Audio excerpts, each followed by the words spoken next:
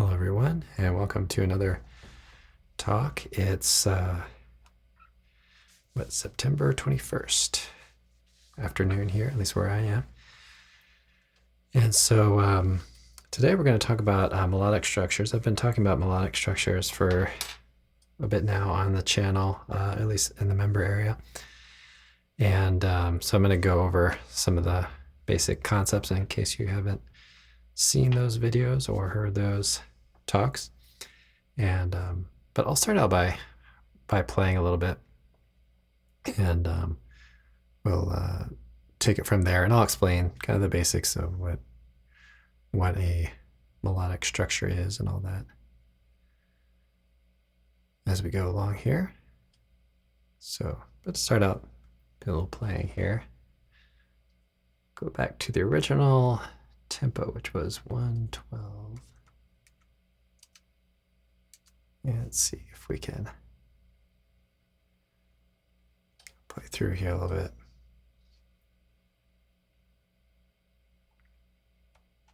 And I'm going to try to include some of these melodic structures as we go through. So see if you can keep an ear out for that particular, although if you haven't heard of this before, you might not know what to listen for, but we'll discuss all that.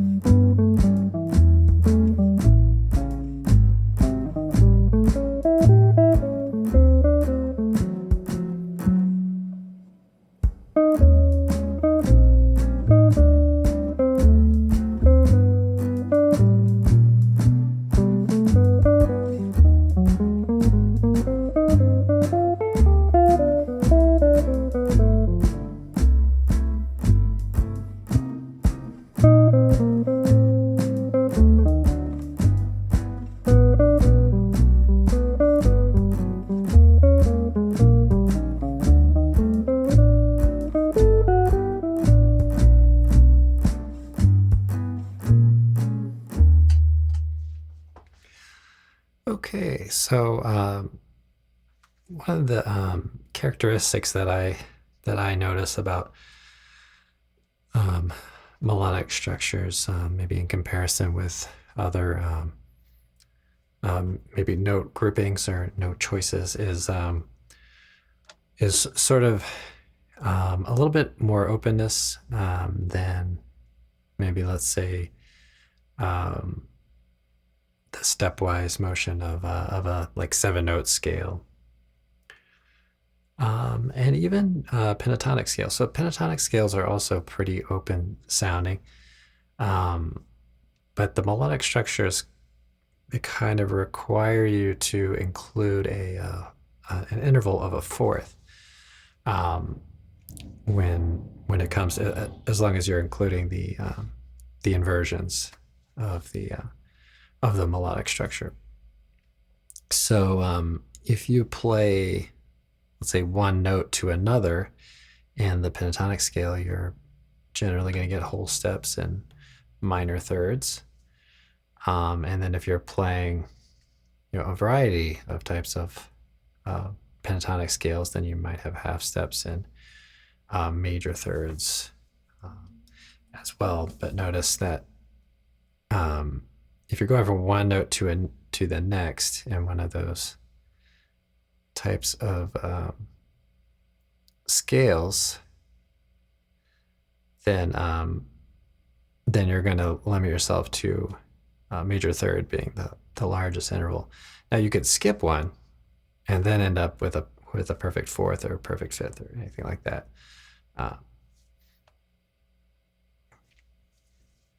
Now another characteristic of the melodic structures, and I mean you could really kind of come up with any sort of melodic structure, but there are two basic ones and some alterations to them that are kind of in, you might say, common use, especially among saxophone players and that history. So what was I getting at here? Okay, so you have 4 notes. So that really helps you to work with changes.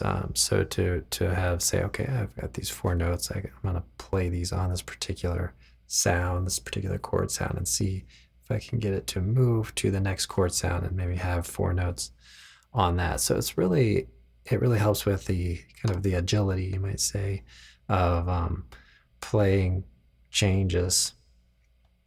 And you can hear some of these melodic structures on tunes like Giant Steps, or the Giant Steps album by John Coltrane. So just go over those a little bit.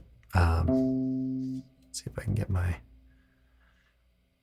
screen set up. So yeah, just to mention also, if I failed to do that at the beginning, this is a video on the member area and also a podcast. So same audio, but as a member, you get the benefit of having a video of it. But of course, I'm going to keep this as audio friendly as I can. So here's an example of a melodic structure. Okay. So let's say you have a C chord. So this is a C major 9. Okay, and you're looking for a sound on that, so you can say play. So here we get the major triad, and then we get a tone. So we get some stepwise motion, and then we get a small leap there of a minor third.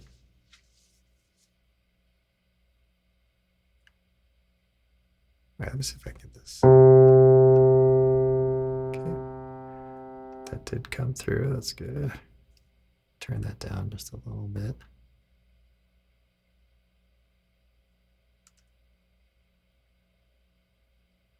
Okay, I think it's this one. Just turn the volume down a little bit on it. All right, so I think that's good. All right, so we have this chord sound. Let me get that to sustain.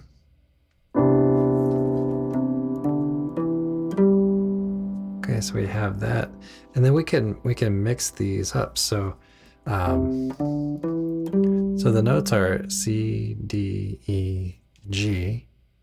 I'm playing on this C major. So then you can start doing the inversions of those.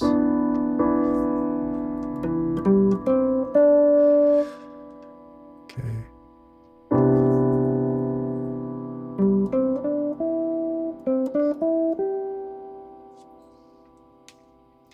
Okay, and then kind of moving that around. All right, so now that we've done that, why don't we do a little more playing. I'm going to slow it down, and I'm going to try to be fairly deliberate about working those in, so that we can kind of hear them. Just to get started, and then I'll show you some other kind of things that you can do with these as well. But you'll notice when I play through here, I'm going to adapt it a little bit to whatever chord there is. And I guess I should go a little further here and say, okay, so if you're playing a minor sort of sound, and this could be minor major 7, it could be minor 6, then you play more like, so you get the minor triad with the 4 kind of sandwiched in between the flat 3rd and the 5th. So that's the melodic structure on minor type chords. And then I'm going to adapt it for some other chords as well, which you'll hear. So try to keep your ear out for that. All right, so we'll dial it in here.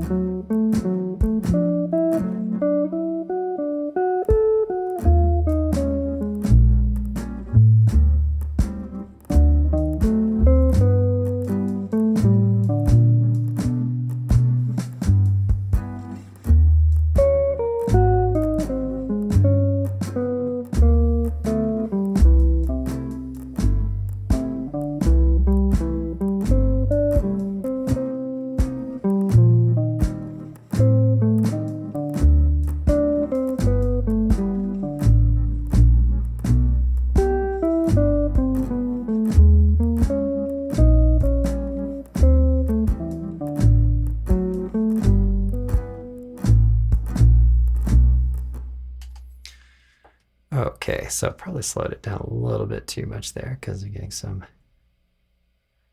little strange sounds coming from the recorded guitar part. So I recorded a live guitar on that. So I was a little afraid of that, but it was kind of falling into a sense that it was working out really well because when I pull it down or up a few beats per minute, don't seem to hear any real issues, but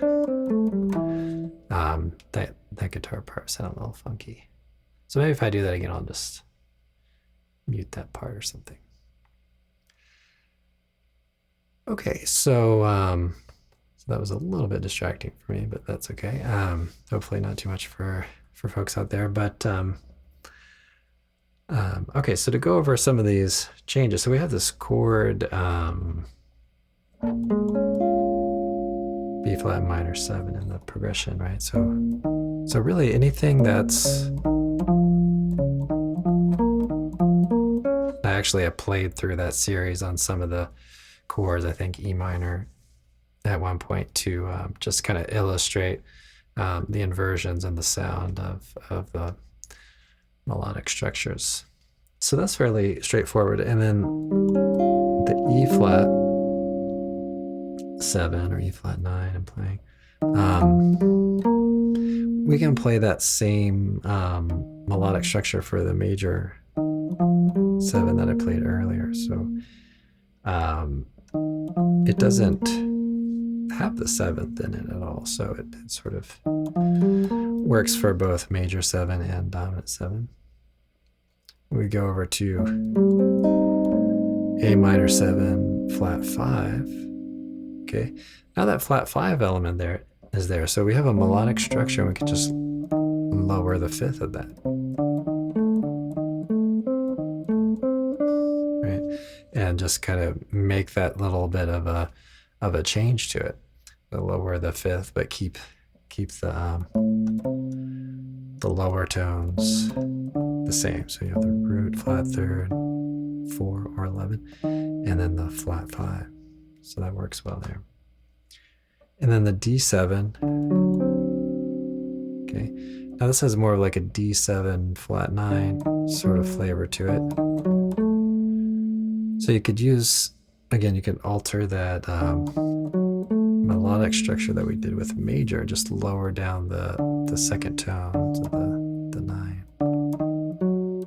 and then keep the rest of the triad just as we normally would.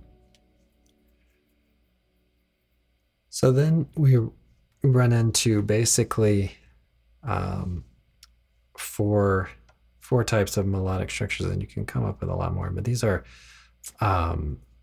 fundamental sort of things that can really provide you with a lot to work with. I mean, you can pretty much play changes to tunes using these. I mean, you wouldn't want to do this exclusively, because you want to create some variety in your solos playing, and maybe use some more stepwise motion or pentatonic scales or different things like that.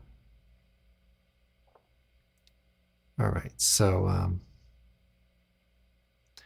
let's just do a little more playing, and we'll kind of listen for some of those elements. So I'm going to speed it up a little closer to where I recorded this at, and I'm going to try to leave that guitar in there because I'm kind of enjoying that. And I'm going to remove the MIDI neck just because I'll do some slurring and things like that, which that won't pick up. So I don't want to cause any confusion there.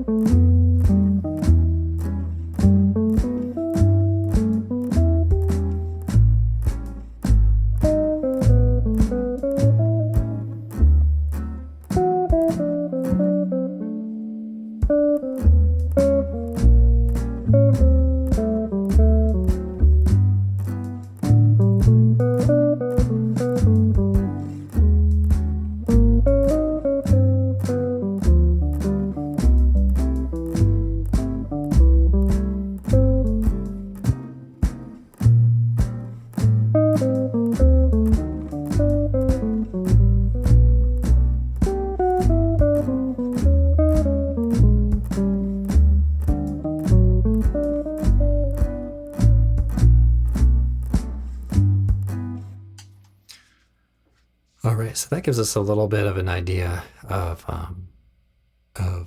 how that kind of fits in. Now you can also take this a bit further and work at starting from the fifth of a particular chord, let's say, or even the 9, or you can place these in different locations. So for example, if you had, let's go back to C major. So if you played a G melodic structure, notice it's the same relative kind of shape. Okay, then you can play that on the C major 7, just get a little more dissonance.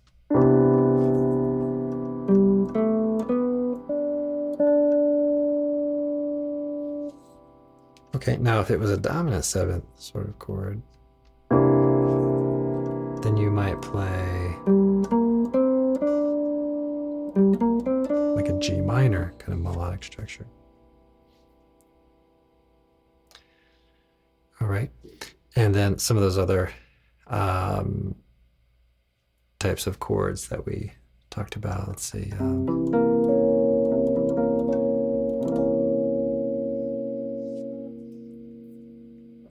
Okay, so then you might alter that to be like a G minor with a flat 5 for a C7 flat 9. So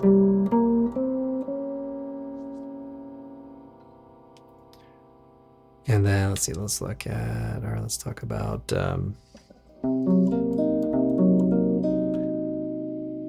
C minor 7 flat 5. Okay, this one gets kind of interesting. We can't really pick the fifth exactly because it's got a flat 5. So we won't go into that one right at the moment. But if you're looking for something to work out on that, you could try the flat 6 on it. Let's see how that sounds.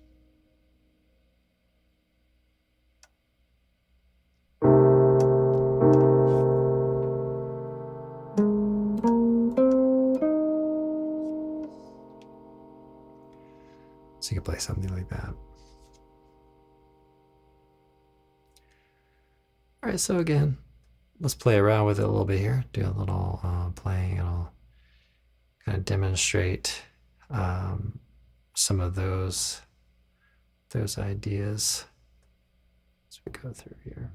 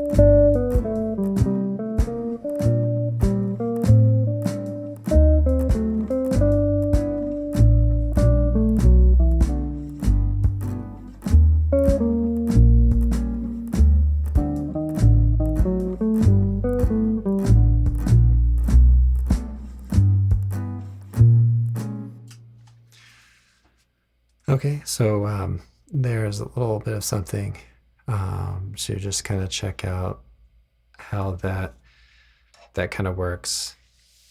So some of the takeaways from this talk, we can think about melodic structures to help us work through some of the changes. And so the two real basic ones are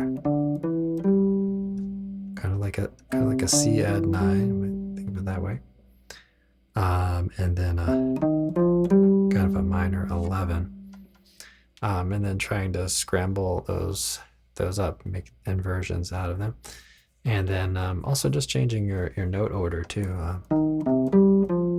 or so you can play different selections there. All right, so I'm going to end out our talk today by working through or just playing a little bit more freely, and I'm going to add in some of those elements that we talked about.